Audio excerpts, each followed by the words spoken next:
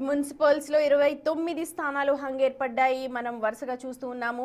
Kothagudem corporation లో కూడా ఇప్పుడు మేయర్ పదవికి ఎవరు అర్హులు అనే దానిపైన చర్చ జరుగుతోంది. ఉత్కంఠగా కొనసాగుతోంది. హోరాహోరీగా అటు కాంగ్రెస్, సిపిఐ ఇక్కడ సరి సమానంగా సీట్లు గెలిచాయి.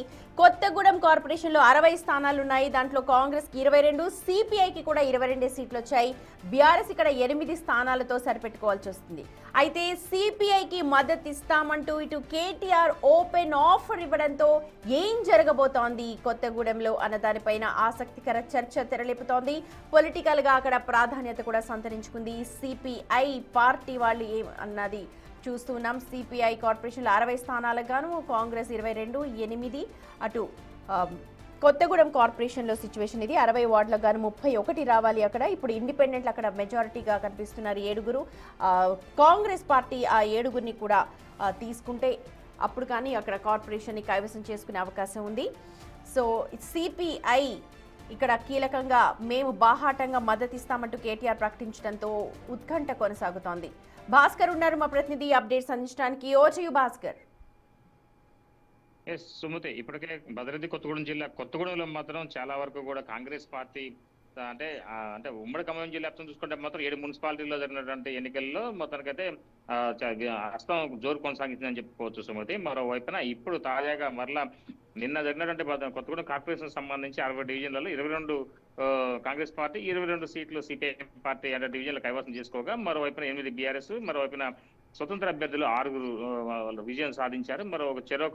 ఒక సిపిఎం అండ్ బీజేపీ పార్టీకి సంబంధించినటువంటి చెరోకల్లో ఒక్కొక్క సీటు అంటే ఒక్కొక్క డివిజన్ కైవసం చేసుకునే పని అయితే ఉంది. కానీ మొత్తానికైతే మాత్రం ఈ యొక్క ఇప్పుడు ఆ మేయర్ పీఠంపై సందిగ్ధత నెలకొని ఉంది. మొత్తానికైతే దానికి సంబంధించి నిన్ననే కేటీఆర్ కొననే సాంబశివరావు స్థానిక ఎమ్మెల్యే సిపిఐ రాష్ట్ర కార్యదర్శికి ఫోన్ చేసి తాము మద్దతు ఇస్తామంటూ మేయర్ పీఠాన్ని మీరు దక్కించుకోండి, మాకు డిప్యూటీ మేయర్ కూడా మాకు అవసరం లేదంటూ ఒక ఓపెన్ ఆఫర్ ఇచ్చిన నేపథ్యంలోనూ ఆయన దానిపై చాలా సున్నితంగా అంటే ఎలాంటి కామెంట్ లేకుండా సరే అన్నాను. అంటే అటు ఓకే చెప్పలేదు, ఇటు నో అని చెప్పకుండానే సరే చూద్దాం వెయిట్ అండ్ సీ అనే ఒక ధోరణి అవలంబించారు. ఫలితంగా చూసుకుంటే తర్వాత మరి కాసేపటికే కొననే సాంబశివరావు ఒక మీడియా సమావేశం ఏర్పాటు చేసి అక్కడ ఉన్నటువంటి విలేకరుల సమావేశంలో తమది జాతీయ పార్టీ అని జాతీయ పార్టీ నిర్ణయాల ప్రకారమే రాష్ట్రంలో కూడా ఉంటుందంటూ చెప్పగానే చెప్పారు. మరోవైపున సీఎం రేవంత్ రెడ్డి యొక్క చొరవతోటి కొత్తగూడెం నియోజకవర్గ అభివృద్ధికి బాటలు వేస్తుందంటూ ఆయన సీఎంతో సాన్నిధ్యాన్ని నెమరు వేసుకుంటూనే వైపున స్నేహపూర్వకమైన పొత్తు అంటే ఇక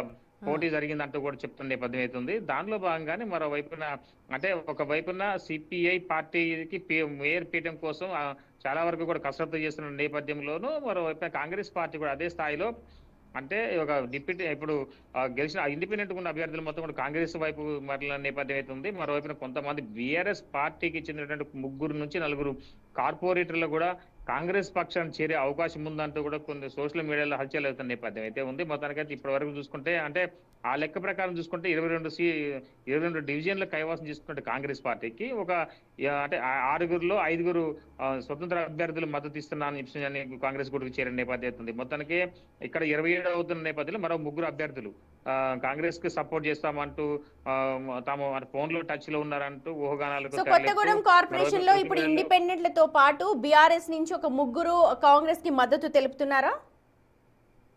ఎస్ సుమతి, అదే ధోరణిలో భాగంగానే ఇప్పుడు అక్కడ 31 అవుతుంది. అంటే మ్యాజిక్ ఫిగర్ 31 వస్తే మేయర్ పీఠం కైవసం చేసుకోవచ్చు. ఒకటి అక్షాఫీసీ ఒకటి ఉంటుంది కాబట్టి ఆ ఎంపీ సీటు ఆయన ఒకవేళ కొత్తగూడెం మున్సిపాలిటీలో మెంబర్ అయ్యి ఆయన అక్కడ మెంబర్షిప్ తీసుకుని ఉంటే అక్కడ ఆయనకు ఓటు వేసుకుని అర్హత ఉంటుంది అనేది కొత్త ఈసీ మార్గదర్శకాలు విడుదల చేసిన నేపథ్యంలో మరోవైపున ఆయన ఓటు ఇప్పుడు ఉన్నదా లేదా అనేది కూడా కొంత సందిగ్ధత ఉంది. మరోవైపు ఇప్పుడు రేణుకా చౌదరి సైతం కూడా తమ యొక్క ఓటు ఆమె కూడా రాజ్యసభ ఎంపీగా అంటే మెంబర్ కాబట్టి ఆమె ఓటు కూడా అక్కడ యూజ్ ఉండే అవకాశం ఉంది. అయితే మొత్తానికి దీనిపై ఇప్పటికే పలు ఊహాగానాలు తెరలేపుతున్నాయి. అయితే అంటే స్నేహంలో బాగా అంటే ఇరువురు కాంగ్రెస్ పార్టీ సిపిఐ పార్టీ మధ్య స్నేహ బంధం అనేది ఇంకా కొనసాగుతోంది. Right Bhaskar, thank you so much. అది కొత్తగూడెంలో పరిస్థితి, ఖమ్మం సిచ్యువేషన్.